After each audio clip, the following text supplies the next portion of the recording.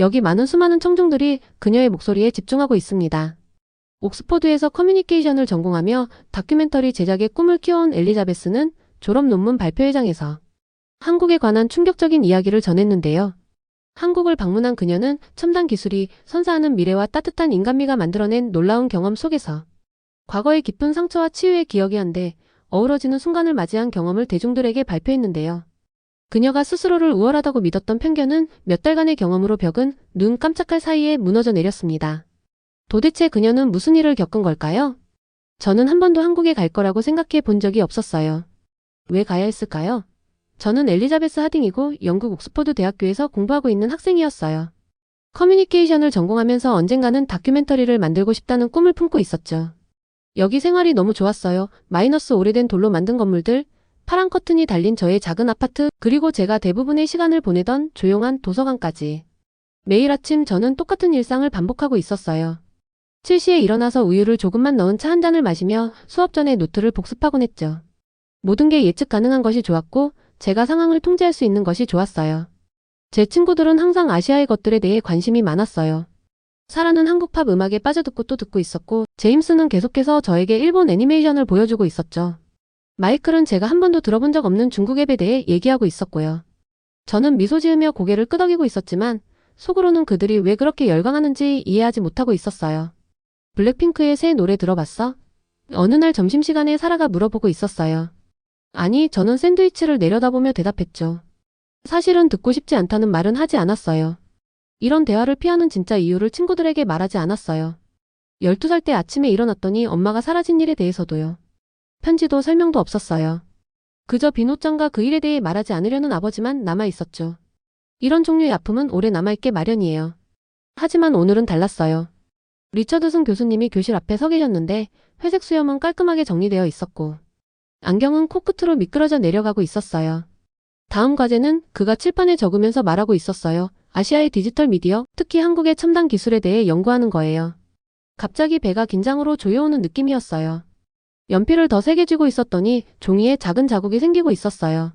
하딩 양 교수님이 계속해서 저를 똑바로 쳐다보며 말씀하셨어요. 현장 연구를 해보는 게 어떨까 싶은데요. 서울에 가보는 건 어떨까요? 갑자기 교실이 너무 덥게 느껴지고 있었어요. 서울? 저요? 아니요라고 말하고 싶었지만 그 말이 나오지 않고 있었어요. 이 과제는 제 성적의 40%를 차지하는 중요한 것이었거든요. 잘해야만 했어요. 고려해보겠습니다. 마침내 대답했어요. 그날 밤 저는 책상에 앉아 노트북으로 항공권 가격을 찾아보고 있었어요. 작은 스탠드 불빛이 방 안에 그림자를 드리우고 있었고 빗방울이 창문을 두드리고 있었죠. 어쩌면 이 여행을 피할 방법을 찾을 수 있을지도 몰라요. 어쩌면 리처드슨 교수님을 설득해서 다른 주제를 연구할 수 있게 해달라고 할 수도 있겠죠. 그때 새 이메일 알림 소리가 들렸어요. 제목을 보는 순간 심장이 멈추는 것 같았어요. 엘리자베스, 정말 미안해. 보낸 사람 이름은 없었지만 왠지 누구인지 알 수 있었어요. 15년의 침묵 끝에 엄마가 연락을 한 거예요. 그리고 서울에서 저를 만나고 싶어 했어요. 노트북을 닫고 빗방울이 떨어지는 어두운 밤을 바라보고 있었어요. 제 안전하고 예측 가능했던 세계가 갑자기 금이 가고 있는 것 같았어요. 한국에 간다는 건 제가 몇 년 동안 피해왔던 두 가지를 마주해야 한다는 의미였어요. 제대로 알지도 못한 채 무시해왔던 문화와 작별 인사도 없이 저를 떠났던 엄마. 저는 서울에 가고 싶지 않았어요. 그곳에 대해 생각할 때마다 배에 매듭이 지어지는 것 같은 느낌이 들고 있었거든요. 이틀 동안 핑계거리를 찾고 있었어요. 어쩌면 아프다고 할까? 혹시 리처드슨 교수님이 다른 주제를 받아주실까? 항공권이 너무 비싸면 어떡하지? 하지만 어떤 핑계도 통하지 않고 있었어요. 사실은 가야만 했어요. 옥스퍼드 공용 휴게실에서 저는 조나단과 함께 연구자료를 꾸리고 있었어요. 그는 같은 수업을 듣는 친구로 저와 마찬가지로 서울 콘퍼런스에 참석할 예정이었죠. 그의 초록색 눈은 가방에 노트북을 넣으며 설렘으로 반짝이고 있었어요. 이 여행에 별로 기뻐 보이지 않네, 그가 말했어요. 저는 옷을 깔끔하게 접어 캐리어에 넣고 있었죠. 그냥 학교 과제일 뿐이야 라고 대답했어요. 하지만 그것보다 더 많은 의미가 있었어요. 엄마의 이메일은 여전히 받은 편지함에 답장 없이 남아 있었거든요. 정말 미안해 라고 적혀 있었어요. 15년의 침묵 끝에 단 4마디 말뿐이었죠. 그리고 서울에서 저를 만나고 싶어 했어요. 이런 우연이 있을까요? 마치 우주가 저에게 장난을 치고 있는 것 같은 느낌이었어요. 밤에 제 방에서 저는 연구자료를 살펴보고 있었어요. 일본은 좋은 기술을 가지고 있음에도 불구하고 옛 방식에 묶여 있는 것 같았고, 중국은 놀라운 앱들이 있지만 사람들이 온라인에서 말할 수 있는 것에 너무 많은 규칙이 있었어요. 그리고 한국은 저를 놀라게 하고 있었어요.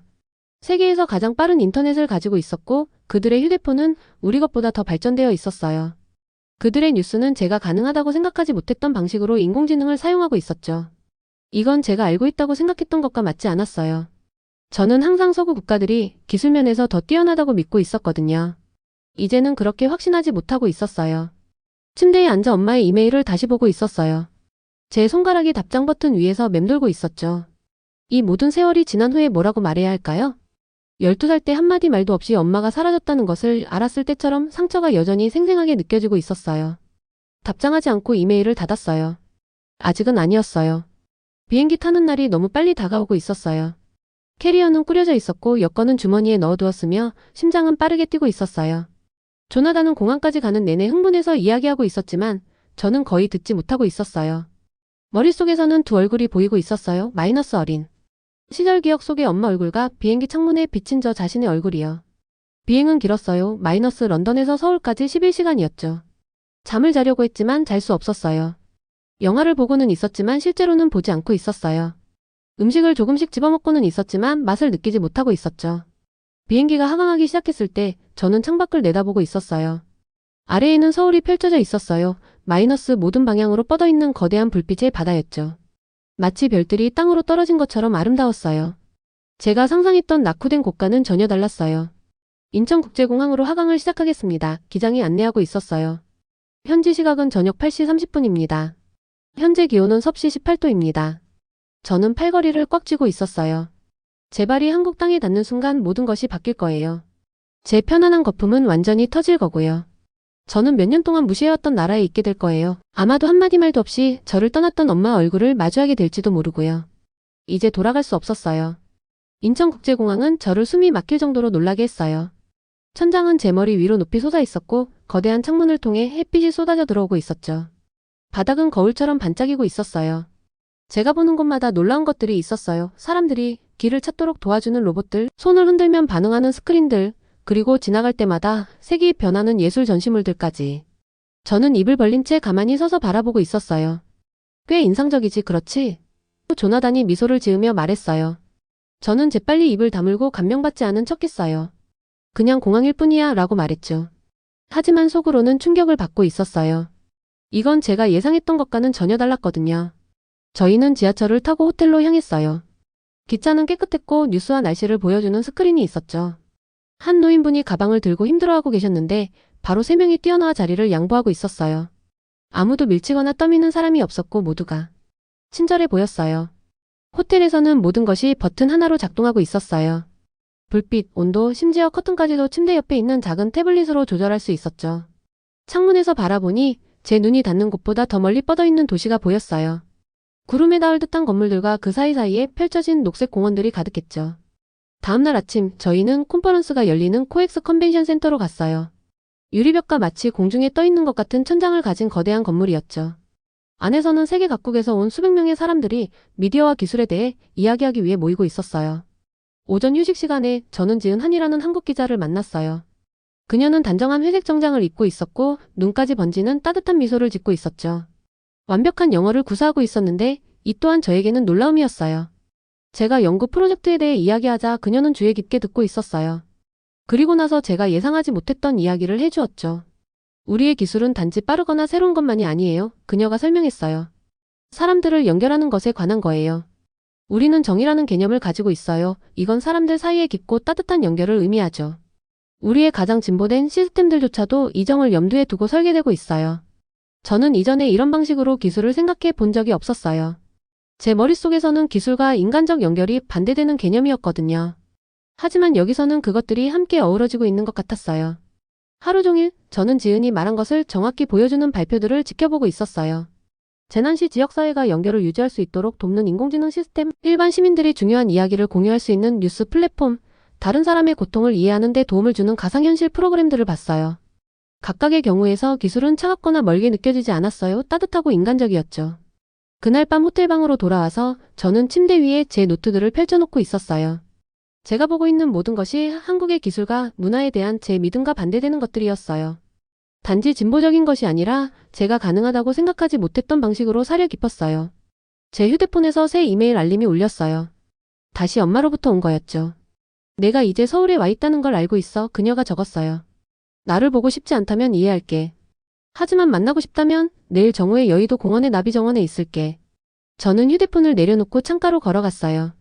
도시의 불빛들이 아래에서 떨어진 별처럼 반짝이고 있었어요. 유리에 비친 제 모습이 저를 바라보고 있었죠. 혼란과 경이로움, 그리고 두려움으로 가득 찬 얼굴이었어요. 내일은 더 많은 놀라움, 제가 알고 있다고 생각했던 모든 것에 대한 더 많은 도전이 있을 거예요. 그리고 아마도 15년 동안 만들어져 온 대면이 있을지도 모르죠. 그날 밤엔 잠이 쉽게 오지 않았어요. 콘퍼런스 둘째 날은 느낌이 달랐어요. 이제 저는 새로운 눈으로 모든 것을 바라보고 있었죠. 각각의 발표는 저를 놀라게 하는 한국 미디어에 대해 더 많은 것을 보여주고 있었어요. 그들은 단순히 사실뿐만 아니라 감정까지 이해하는 인공지능에 대해 이야기하고 있었어요.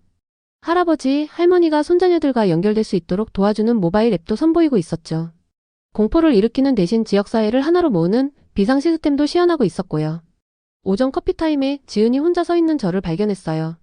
그녀는 커피 2잔을 들고 와서 한 잔을 저에게 건네주고 있었죠. 오늘은 고민이 있어 보이네요. 그녀가 말했어요. 저는 커피를 받아들고 어두운 액체를 바라보고 있었어요. 좀 힘든 상황이에요. 여기서 보고 있는 것들이 제가 예상했던 것과 맞지 않네요. 지은은 마치 제 말보다 더 깊은 무언가를 이해한 듯이 고개를 끄덕이고 있었어요. 때로는 우리가 가장 강하게 믿고 있는 것들이 가장 의문을 가져야 할 것들이죠. 그녀가 조용히 말했어요. 특히 그런 믿음이 상처에서 비롯됐을 때는요. 그녀의 말은 차가운 물을 끼얹은 것처럼 저를 놀라게 했어요. 그녀가 어떻게 알고 있는 걸까요? 그녀는 저를 바라보는 것만으로 제가 15년 동안 안고 있던 상처를 볼 수 있는 걸까요? 제가 대답하기도 전에 주머니 속 휴대폰이 진동하고 있었어요. 어젯밤에 설정해둔 알림이었죠. 마이너스 여의도 공원에서 정오까지 30분 남았다는 알림이었어요. 가슴이 쿵쾅거리고 있었어요. 한편으로는 그냥 무시하고 싶었어요. 흥미로운 강연과 새로운 아이디어가 있는 콘퍼런스에 안전하게 머물고 싶었죠. 하지만 다른 한편으로는 이제 와서 돌아갈 수 없다는 것을 알고 있었어요.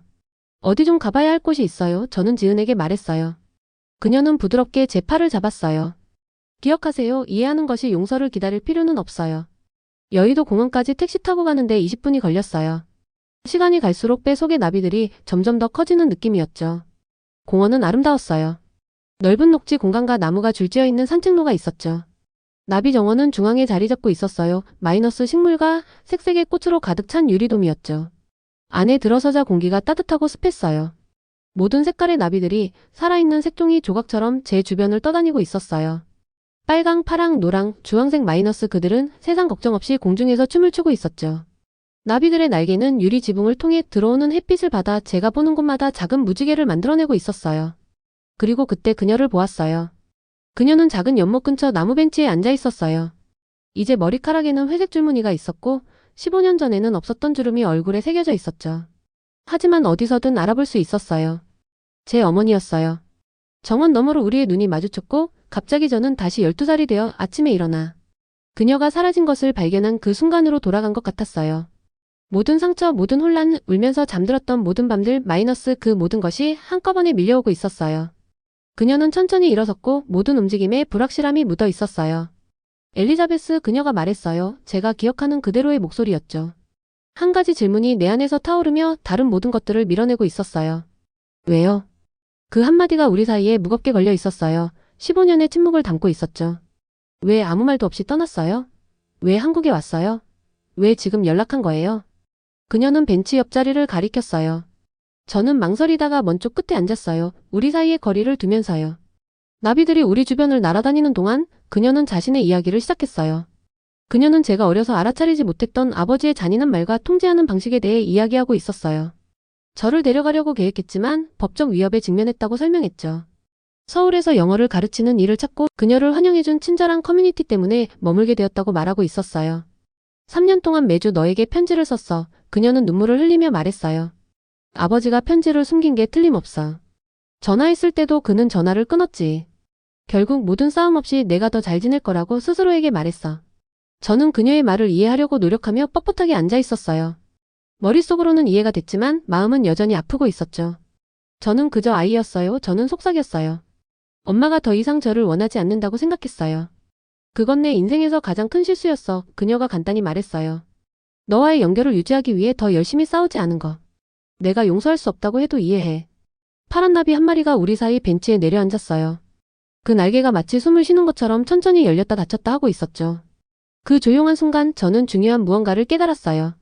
버림받았다는 제 감정이 한국과 연결된 모든 것에 대한 거부감으로 자라났던 거예요.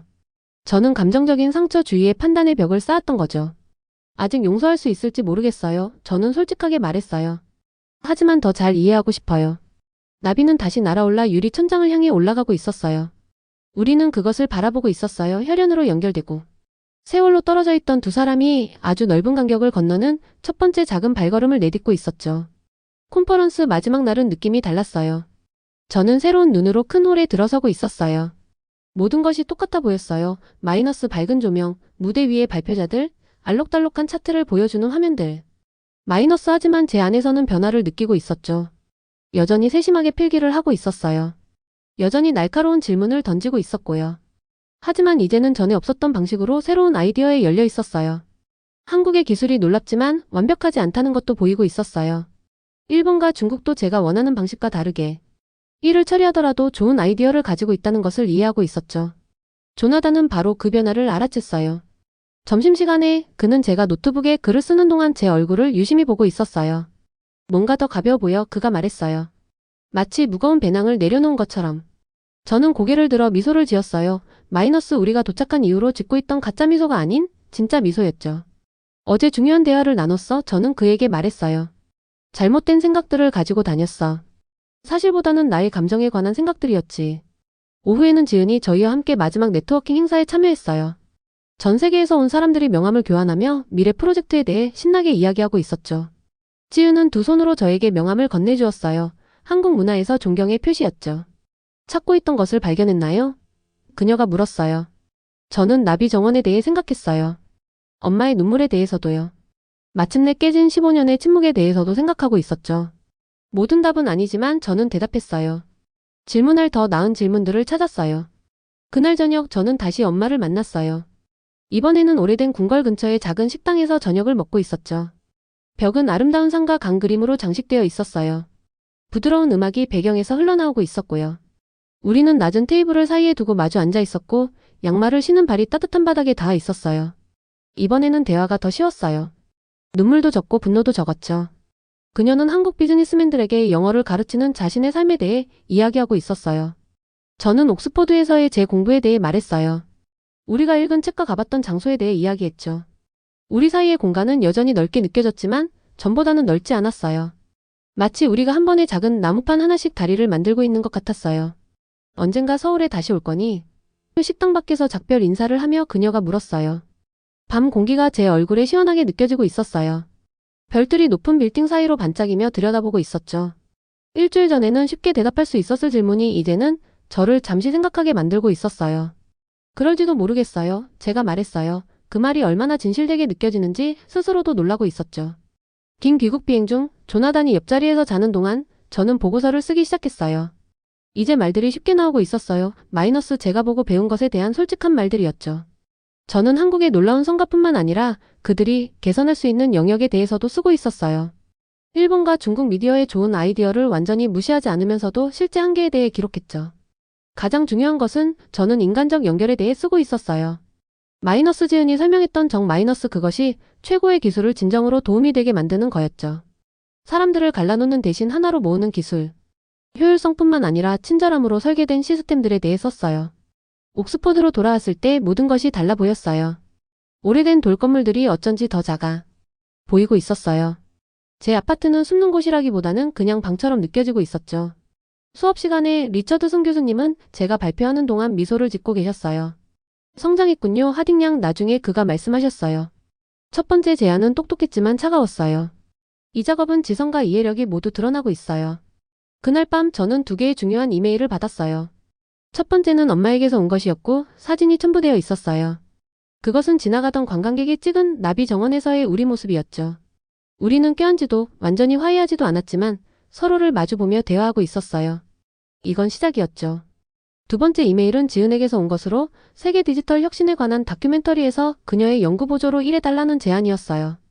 동서양 사이에 당신의 독특한 관점이 같이 있을 것입니다. 라고 그녀가 적고 있었어요. 저는 창밖으로 옥스퍼드의 밤을 바라보고 있었어요. 별들이 고대의 뾰족한 탑 위로 빛나고 있었죠. 제 여정은 끝나지 않았어요. 마이너스 변화했을 뿐이었죠. 오래된 편견들이 완전히 사라지지는 않았지만 도전받았어요. 버림받았다는 상처가 완전히 치유되지는 않았지만 인정되었어요. 저는 노트북을 열고 새 문서를 만들었어요. 차이를 넘어서 세계 미디어에서 연결찾기라는 제목을 붙였죠. 수년 만에 처음으로 저는 단지 똑똑할 뿐만 아니라 감정적으로도 현재에 있다고 느끼고 있었어요. 세상을 그저 바라보는 것이 아니라 그 일부가 되는 느낌이었죠. 여정은 계속되고 있었어요. 하지만 이제 저는 열린 눈과 열린 마음으로 여행하고 있었죠. 이야기 재미있게 들으셨나요? 구독과 좋아요는 콘텐츠 제작에 많은 힘이 됩니다. 지금까지 해외 감동 클립이었습니다.